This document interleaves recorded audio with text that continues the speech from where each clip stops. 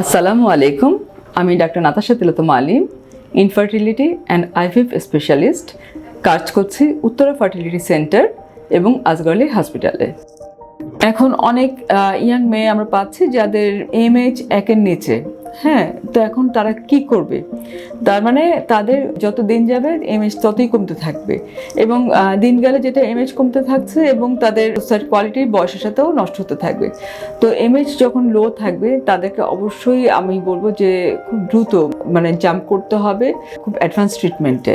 তাদের টাইমটা লস না করে আমি বলবো যে তাদের IVF মেথডে চলে আসা উচিত, যাতে আমরা ওভামটা কালেক্ট করতে পারি। এবং যদি খুবই কম MH থাকে তখন আমরা অনেককে অ্যাডভাইস দিই যে ওসাইড পুলিংয়ের, মানে আমরা 2-3টা সাইকেল করে থাকি, কারণ আমরা জানি যত দিন যাবে সে তার ডিম্বাণুগুলোকে হারিয়ে ফেলবে। সুতরাং আমরা সময়ের আগে ডিম্বাণুগুলোকে কালেক্ট করি এবং এমব্রায়ো তৈরি করি, সেগুলো প্রায় প্রিজার্ভ করে রাখি বা ওসাইড অনেক ক্ষেত্রে প্রায় প্রিজার্ভ করে রাখি, যাতে এই মেয়ে পরবর্তীতে মা হতে পারে বা বন্ধ্যাত্বের শিকার না হয়।